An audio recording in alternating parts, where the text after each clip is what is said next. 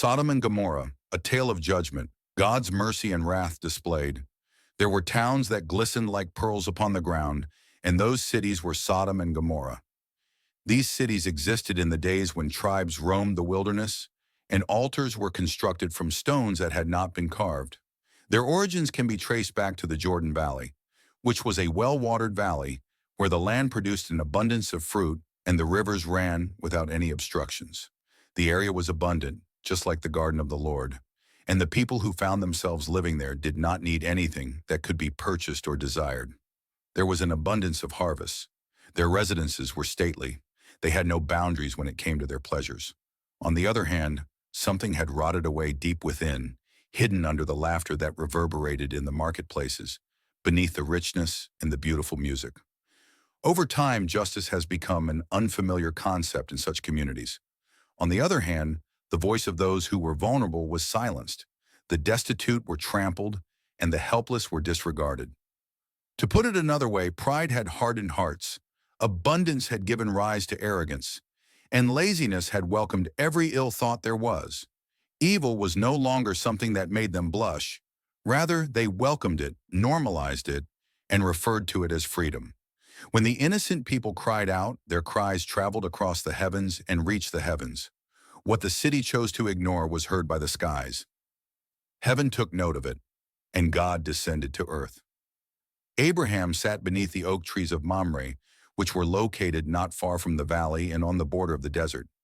It was the warmest part of the day when three passengers emerged. They were inconspicuous, but they exuded an ethereal calmness. After rising, Abraham bent low and offered them a place of rest. In order to strengthen them, he brought bread and water for them to wash their feet with.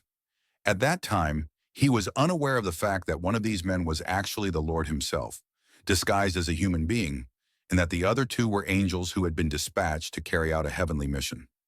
The Lord turned his gaze toward the valley after the supper was over. Finally, the time has come. Instead of speaking to Abraham as a stranger, he addressed him as a friend. It was he who informed him that the uproar against Sodom and Gomorrah was tremendous, and that the sins that they committed were extremely serious. Despite the fact that he was already aware of it, he would walk down and see for himself. Abraham felt a tightening in his chest. When he thought about the possibility of destruction, his nephew Lot, who resided there, became terrified. Abraham took a step forward with a reverent tremble and began to plead, not for those who were guilty, but rather for those who were innocent and might still be living in those respective cities. Why would the judge of the entire world not act in accordance with the law? He made a request to the Lord, asking that he spare the towns for 50 lives that were righteous. And the Lord responded with a positive answer. Afterwards, 45. Finally, 40. It's 30. It is 2010. Every time the Lord gave his approval, in the event that only 10 righteous individuals could be located, the cities would protect themselves. And then the Lord left, and Abraham stood by himself, his spirit weighed down by the load of what he dreaded was going to happen in the future. In the twilight of that day, the two angels arrived in Sodom. A man named Lot was seated at the entrance, either in the role of a leader or possibly as a man who was still clinging to a place that had never accepted him. Immediately upon noticing the unfamiliar individuals, he jumped to his feet and bent low, imploring them to refrain from spending the night in the open plaza. In light of the fact that he was well aware of what transpired in Sodom after dark, he demanded that they remain in his home. As a result of their agreement, Lot cooked a supper, but as soon as night fell, the evil that had been dormant during the day awoke. The home was encircled by the men of Sodom, who all came from different parts of the city. The individuals, who were both young and old, arrived with a malicious motive, demanding that Lot bring the foreigners out so that they might violate themselves. When Lot was in a dire situation, he went out to beg them. He referred to them as brothers and pleaded with them to refrain from acting in such a horrible manner. Because he was in such a desperate situation, he made an offer to his daughters, which was not only terrible, but also revealing of the risk. The mob, however, yelled even louder. Their accusation was that Lot was judging them. With the intention of breaking the door, they pressed in. Finally, the angels came to the rescue. They took the men by surprise and blinded them with a touch of divine might. The crowd, which was both perplexed and enraged, searched for the door, but was unable to locate it. Once inside, the angels turned their attention to Lot.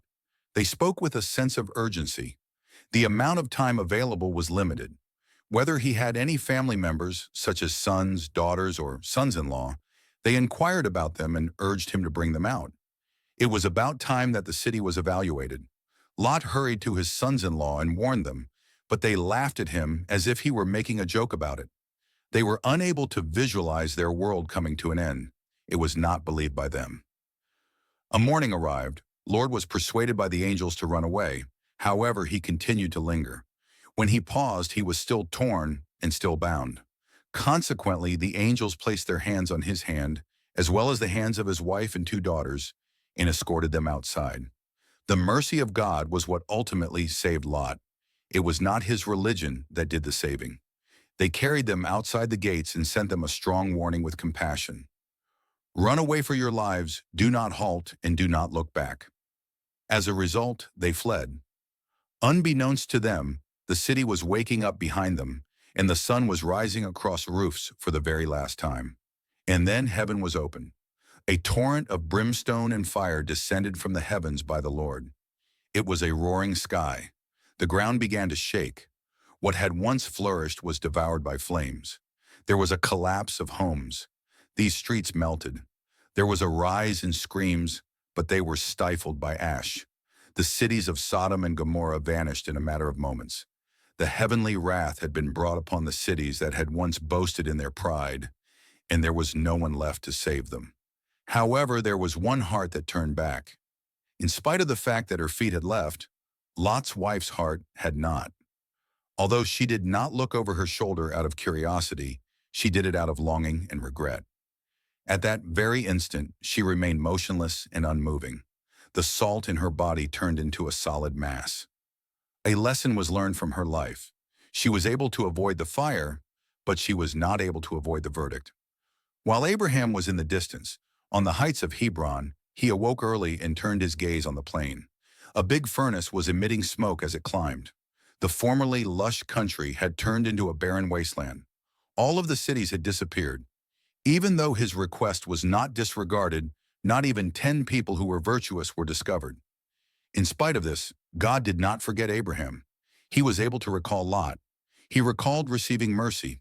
The tale of Sodom and Gomorrah did not come to an end solely for the sake of smoke. Over the course of several centuries, it reverberated, eventually becoming a shadow that extended across kingdoms and generations.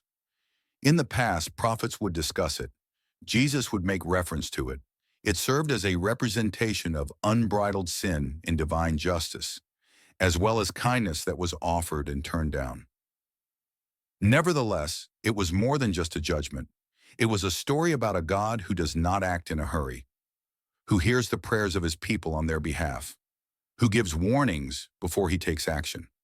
When someone is too slow to run, who is the one that grabs their hand and drags them forward?